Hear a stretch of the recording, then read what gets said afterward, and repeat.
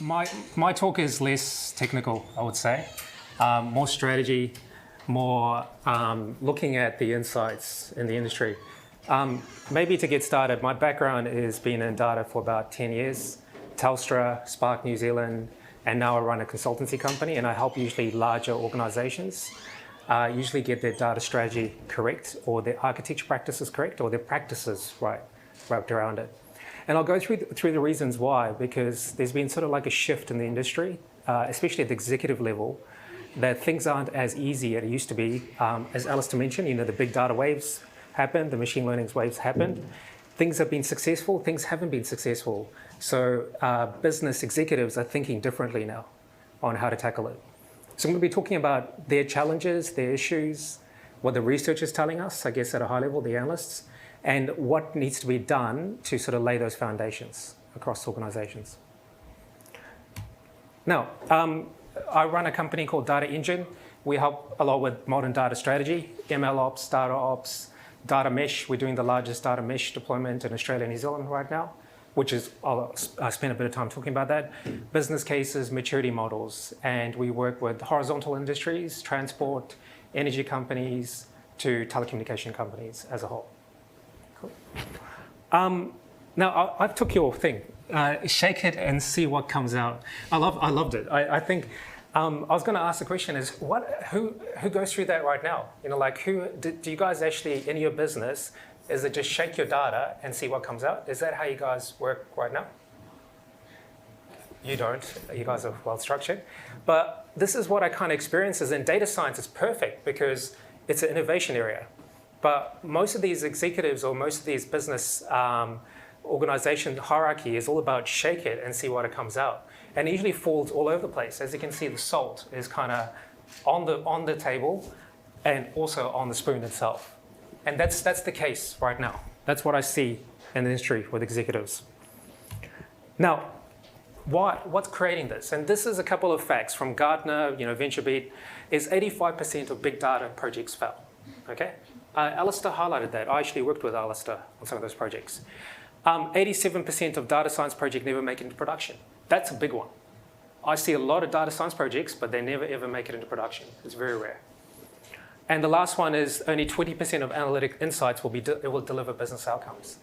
These aren't just facts created by analysts. This is trends that's occurred.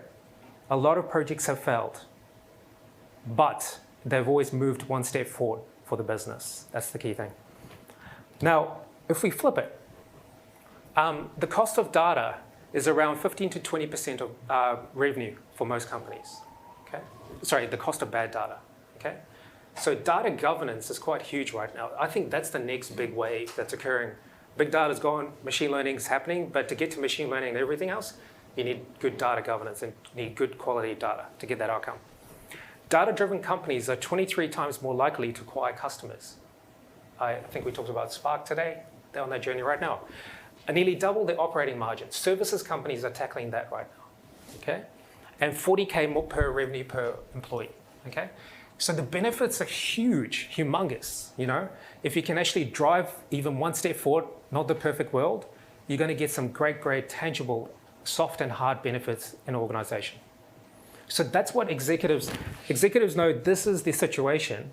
They're scared about that, but they know if they don't start, they're not going to get this. And then that sort of, how do I get started? Where do I go? How do I lay those foundations?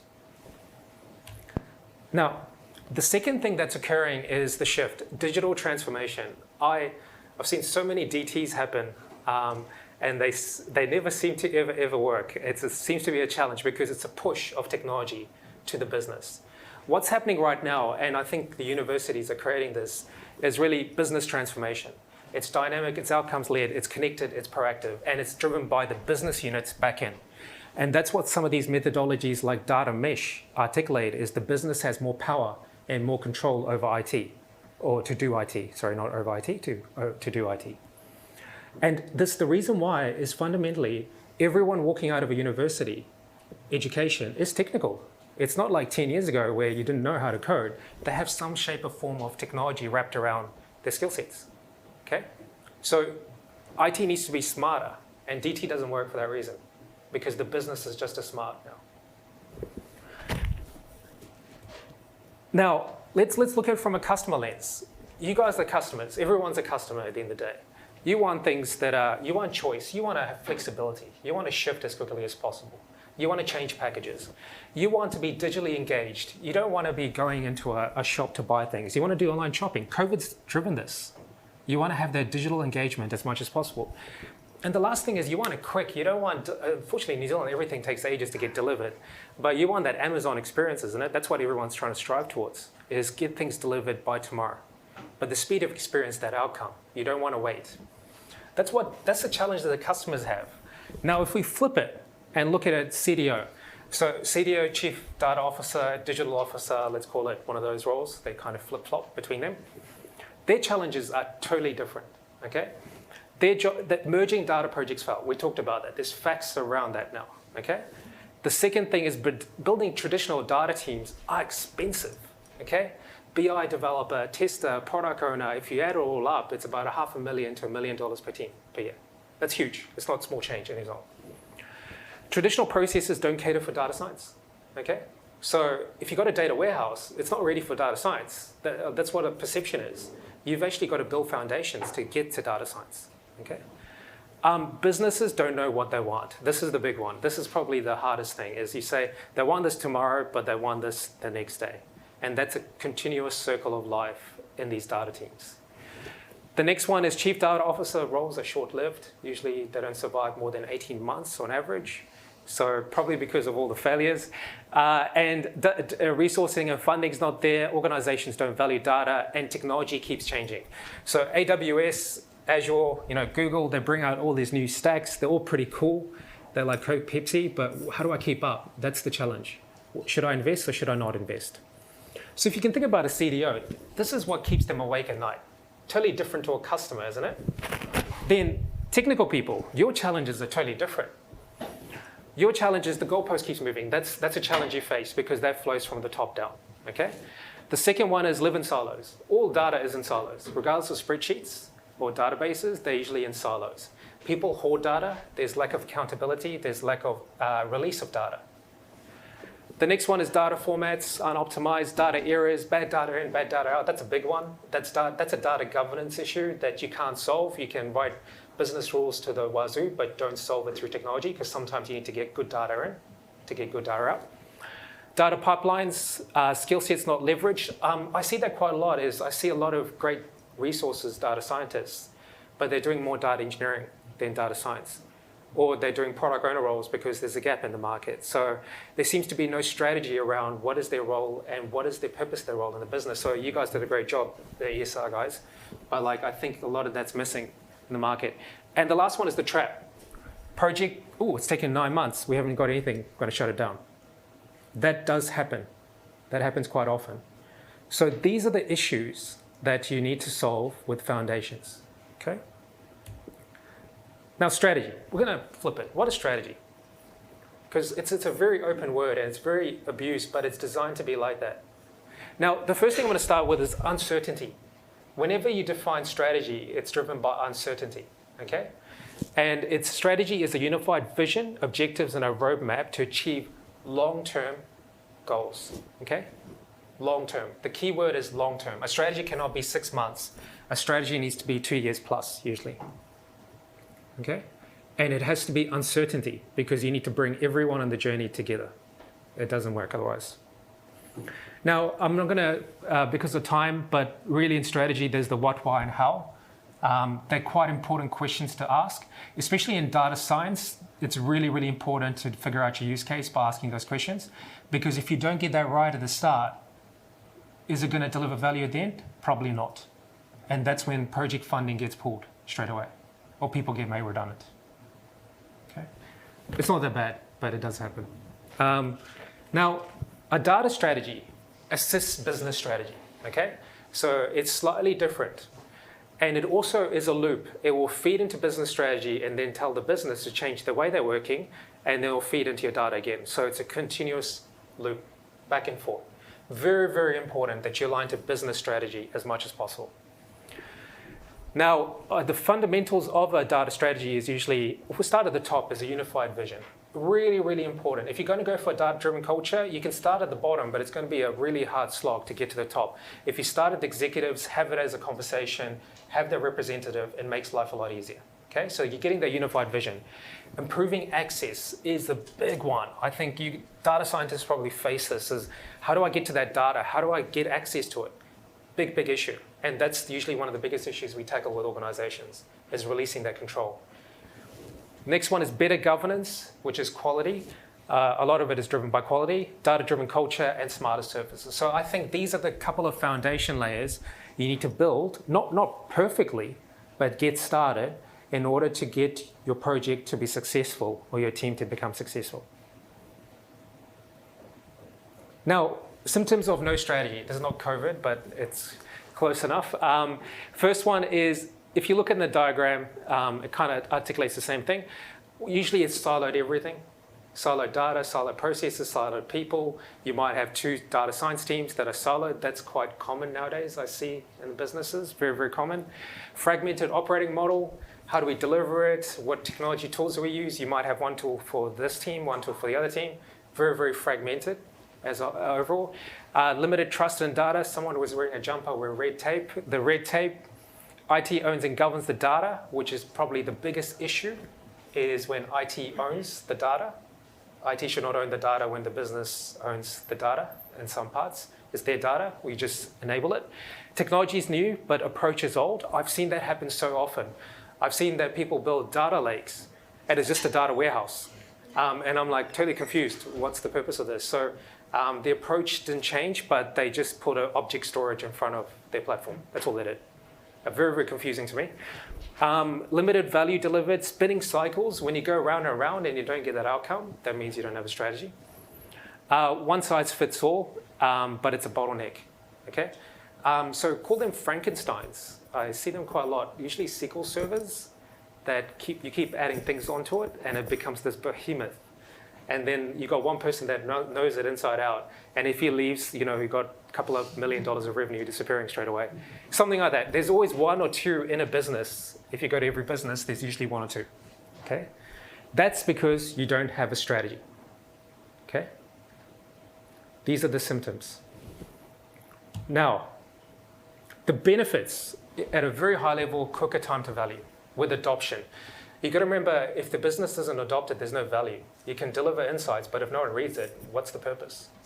There's nothing at the end of it. Reduce the risk of project failure. Improve trust in data. That's a big one we're tackling right now. We've got a lot of organizations where the customers don't trust the data. Huge, huge problem. Coordinate way to align goals, and that means you reduce costs because you got fragmentation, siloed databases, siloed technology. That reduces costs. CFOs love that one. And innovate with new business models, which is what usually data science does. To me, data science is innovation at a high level. And this is what it enables at the end of the day. Now, gonna just do a bit of a deep dive on a couple of buzzword methodologies. They are buzzwords because they have formed, but they're still forming as a whole. The first one is data mesh, which is a practice for decentralizing architecture and data. It's sort of the big buzzword right now in the industry. You probably hear about it quite a lot. AWS, Google, Azure, they all have blogs and articles about it. So I'm going to spend a bit of time talking about that. And that's decentralizing, at a conceptual level, it's decentralizing IT. Okay? Second one is MLOps, which is really building machine learning projects in an automated way, making sure there's a team, people, process, technology. It's not just the tech, like MLflow, it's the whole wrapped around it. And data ops is more for data engineering practices. So it could be for analytical outcomes, or it could be for data science outcomes, it could be for BI outcomes. And it's an automated process wrapped around it. What's actually happened is in the next wave of data, I'm going to go through this quickly because of time, but we got cloud, we got automation, we got machine learning, data the possible, we got data management, which is adoption and value. Data management to me is adoption, because if you don't have good quality data, it just falls apart. No one reads it, which is the issue right now. What's happening is we got DevOps engineers that were formed. I think Rackspace created that initially 10 years ago. AWS sort of pioneered it as a whole. The next one is data engineers. I think data science is a discipline. Initially, everything was a data science when I went to Hadoop Strata World in New York 10 years ago. And then you could see roles were splitting up, data engineers, then data science. They were being carved out because two different mindsets, two different thought trains altogether. And that's where data engineers were more around platforms and scalability as a whole. Data science then formed, which is really the art of possible, but you needed a data engineer to do it because those unicorns did not exist. In Australia, when we worked in Telstra, they were paying, not Telstra, but the other banks were paying $400,000 for data scientists. Crazy. But they expected you to do everything all the way down to DevOps. Okay? There was only one or two. There's always one or two, but there wasn't enough to scale across the industry. And that's where a lot of the data science project failed, actually, because of that reason. They're expecting too much. And then data architecture and governance is the big one right now. Now, what's happening is DevOps is really the DevOps engineer. Data ops is the data engineer, if you align the methodologies. ML ops is for really predominantly data science, okay, and machine learning, if you want to break them up. And data mesh is more about architecture and governance. It's about breaking things up and making sure values are realized at different angles across the board. Cool. Now, when to use what? Data mesh, just a couple of things, very, very complex. Huge transformation strategy. If you're using the word data mesh for the sake of data mesh, go for it. But if you're going to actually do it properly, you've got to change your whole business construct, decentralize IT, release command and control, make sure modeling is split across the business. It's a massive investment for anyone as a whole, okay? So be careful, but it does suit certain organizations, compliance-centric businesses. If you want to do more innovation, you want to split out a venture, or if you've got business models that don't make sense, which is the clients that we work with, where they don't have any synergies, that's when you split it out as a whole. Data ops, really automation is the key thing, and those feedback loops. So I think the biggest reason why projects fail is when they don't adopt a methodology where there's feedback loop to the business to make sure you're hitting on the right track, okay? Both ML ops and data ops should focus on that, okay? That's the two key things I wanted to sort of get out of that, is that automation and feedback loops. If you don't have that, then at the end it's going to fail and you get project funding retracted straight away. I'm going to just quickly glance through this. There's different operating models too that work in a strategy to lay foundations. It's applicable because data science usually needs to fit in here somewhere. There's a centralized model where you have everything in one team. Pretty difficult nowadays. It's quite rare. The second one is embedded model, which I'm seeing popping up because of everyone's technical. You might actually have data science sitting with the business. It's a very common model now. So they sit in the business with the business altogether. The third one is functional model, which is what New Zealand sort of does, is you have data engineering team and then you have your data science team and you break it up. And that seems to work well. It's really, really good for like newcomers because you get quite experienced data science people that can kind of help you straight away.